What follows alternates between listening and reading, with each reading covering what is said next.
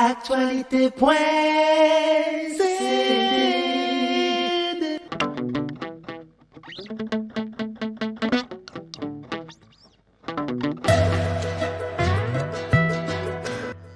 Merci de nous accueillir ici. Nous sommes à Malabo Art, très beau cadre, avec une très belle exposition qui va se terminer déjà dans un jour. Déjà, si on doit vous présenter, comment on vous présente ? Donc moi c'est Yvan Edoumou, je suis acteur culturel, certains diront entrepreneur culturel, peu importe le thème, mais voilà, je suis dans le milieu artistique, dans la promotion d'artistes de l'art congolais. Et nous avons une galerie que nous avons ouverte depuis décembre 2019 qui s'appelle Malabo. Galerie Malabo, une galerie que je gère évidemment avec un associé, Joseph Archi. Et la galerie vraiment se veut un espace de promotion culturelle. C'est aussi simple que ça. Ça veut dire aujourd'hui offrir un cadre, un espace aux artistes congolais de toute discipline, d'avoir un espace où ils peuvent exposer, présenter leurs œuvres, leurs talents. Voilà. Grosso modo, c'est vraiment ça la galerie. Qu'est-ce qu'on trouve ici à Malabo Art ? Ici, au sein de notre espace ici, c'est un espace classique d'exposition, de promotion, d'éducation culturelle. Donc, depuis que nous avons ouvert il y a 1 an, nous avons eu à exposer un certain nombre d'artistes, soit des expositions solo ou des expositions groupées.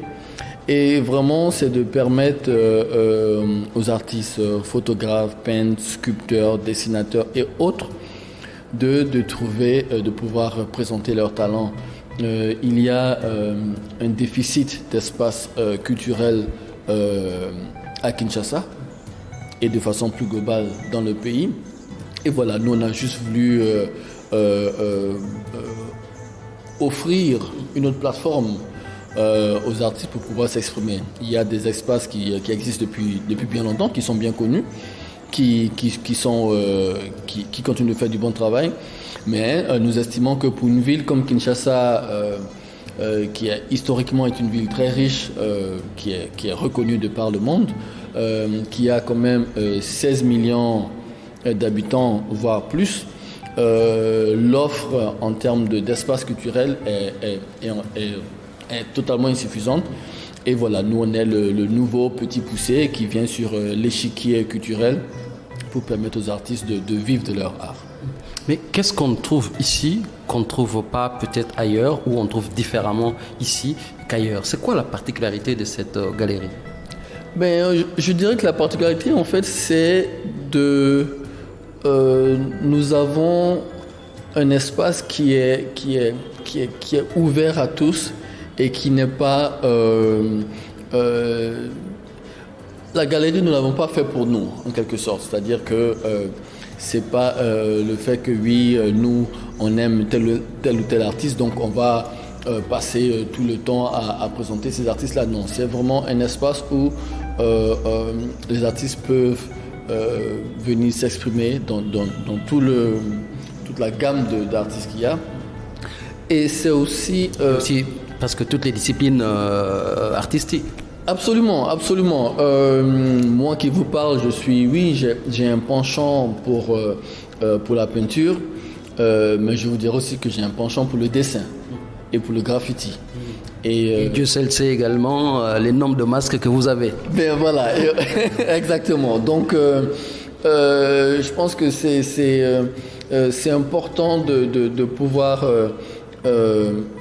permettre aux artistes et à la population de pouvoir consommer ce que nous avons de mieux. Il y a un commentaire qu'on reçoit beaucoup, je vous le dis, mais bon, en même temps, quand je le dis, je dis bon, j'aime pas trop mettre l'accent dessus.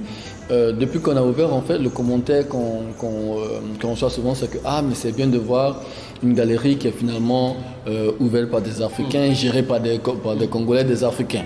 Bon, on pourra en revenir sur ça. Donc, en parlant de la particularité, c'est un espace multidisciplinaire qui est ouvert à tous. Et c'est aussi, on essaie de donner un accompagnement à ces artistes. C'est-à-dire qu'aujourd'hui, il y a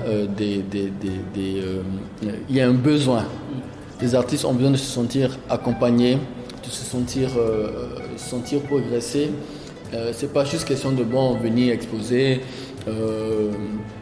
on vend les œuvres et puis basta. Non, nous on aime vraiment créer une relation avec cet artiste sur du long terme pour que ça se développe et éventuellement ça permette à ces artistes de vivre de leur œuvre, de vivre de leur talent, tant ici au Congo qu'à l'extérieur du Congo.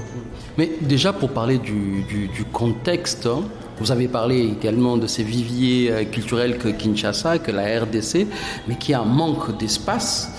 Mais vous, en tant que promoteur d'œuvres d'art, qu'est-ce qui vous a poussé concrètement à pouvoir... L'histoire en fait de cette galerie, c'est quoi? Cette galerie en fait, elle était nécessaire, elle était utile parce qu'en fait, elle fait partie d'un cheminement. La galerie Malabo existe physiquement depuis décembre 2019, mais l'organisation existe depuis 2012. Et à nos débuts, en fait, on avait commencé à travailler avec l'artiste Papa Wemba, le feu artiste, dans ses productions musicales. J'ai eu à contribuer à produire son dernier album, Maître d'école, avant qu'il ne décède. Et donc, disons, jusqu'à 2019, on était, disons, dans du virtuel. On n'avait pas un espace à nous où on pouvait dire, voilà, voici notre espace. Et au fil du temps, il devenait impératif d'avoir un espace parce que avec la mort de Papa Wemba, on s'est beaucoup plus focalisé sur la peinture, les dessins et tout ça. Et à un moment donné, oui, c'est bien beau de pouvoir montrer des images par photo, par email et tout ça, mais après les gens veulent aller dans un espace, voir, sentir, toucher, humer, vivre justement, dialoguer avec les artistes, avec les œuvres, et vivre pleinement justement ces œuvres et voilà, s'accomplir en tant qu'humain en contact avec la culture. Donc il fallait un espace physique, il fallait le faire. Donc comme je disais, c'est naturel, c'était vraiment un cheminement naturel. Oui, c'est un investissement comme dans toute entreprise humaine. Et donc c'est ça l'histoire de la galerie qu'on a ouvert le 19 décembre 2020. Et là, le 19 décembre de cette année, on va fêter les 1 an pour commémorer, célébrer cette ouverture. Et l'espace, alors là, on est situé sur Huilery. Justement, c'était ça la prochaine question, c'est de dire, c'est quoi les choix, pourquoi ces choix d'un quartier populaire? Parce que pour rendre l'art accessible. C'est aussi simple que ça. C'est-à-dire qu'aujourd'hui, il y a une certaine perception qui a fait que la Gombe, la commune, le quartier de la Gombe a toujours concentré, a été le centre de tout ce qui est espace culturel. Et nous, on s'est dit non, qu'il n'est pas normal que tout se passe à la Gombe et qu'on a envie de le rapprocher l'art du Congolais moyen, du citoyen lambda, pour briser un peu cette notion qui tend à faire croire que art et bourgeoisie, art et richesse, art et argent. Oui, on estime qu'on peut vivre à Massina, vivre à Ndjili, vivre à Kitambo et avoir droit à ce que les artistes ont de mieux à offrir. Donc ce choix est totalement voulu, conscient. Et à vrai dire, en plus, on n'est pas très loin de la Gombe, on est sur Huilery, entre le rond-point Mullery. Quand vous faites les ponts entre la République de la Gambie, comme on l'appelle, et Kinshasa populaire, en face d'un camp de la police quand même. Et en bas, on a, comme à Kinshasa, un cabaret où on peut écouter de la musique et qu'on sort. On est mais vraiment en plein Kinshasa. Non, exactement. Je pense que oui, on est en plein Kinshasa. Cette galerie est dans un endroit populaire, si on peut le dire comme ça, et ça reflète la vie de Kinshasa.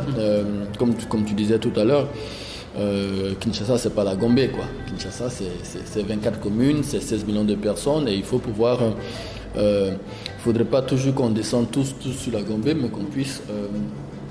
Après aussi, l'autre vérité aussi qu'il faut dire, c'est que le choix aussi est aussi un choix économique.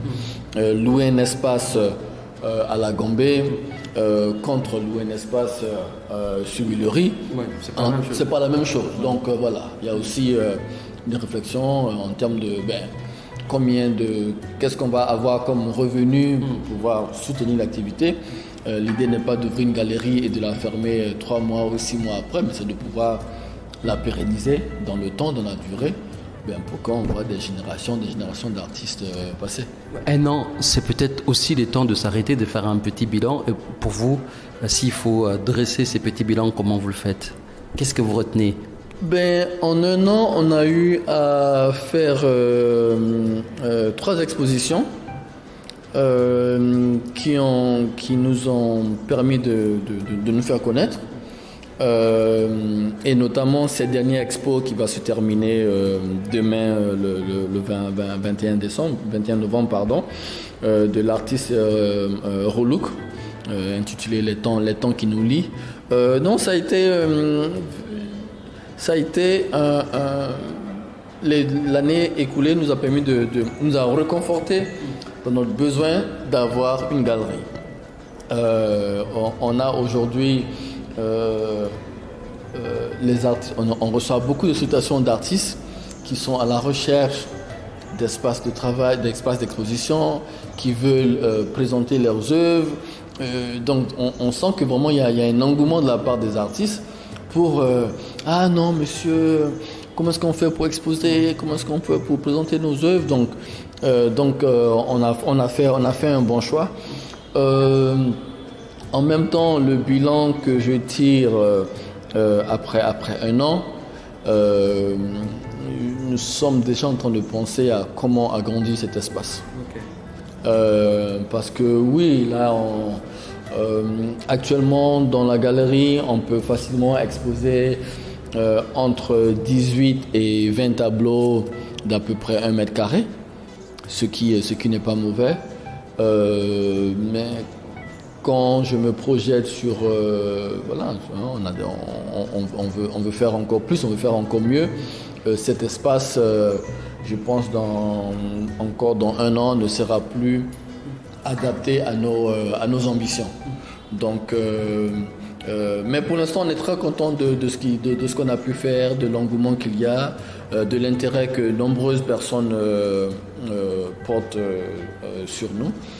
Et c'est un engouement qui n'aurait pas été possible si on n'avait pas cet espace physique. Alors on va terminer ce premier numéro avec ce que moi j'appelle le mot de l'art. Aujourd'hui, quel mot vous inspire dans l'univers de l'art? C'est le mot restitution. C'est très contemporain, je sais, mais c'est le mot restitution. Et il y a 3 ans de cela, j'ai acheté un tableau de Francis Mampouya, artiste congolais bien connu, qui est et sur lequel c'est écrit en grand restitution. Ça c'était avant Macron et son discours à Ouaga, et c'était avant le rapport de Sarr et de Savoie sur la restitution. Donc voilà, c'était avant tout ce momentum qui est en train de prendre forme. Et oui, c'est le mot qui me vient en tête parce qu'il est chargé, c'est un mot chargé. Et je suis de ceux-là qui pensent que oui, s'il y a des œuvres à restituer, on on peut le faire de façon apaisée, scientifique, réfléchie, et ne pas forcément en faire tout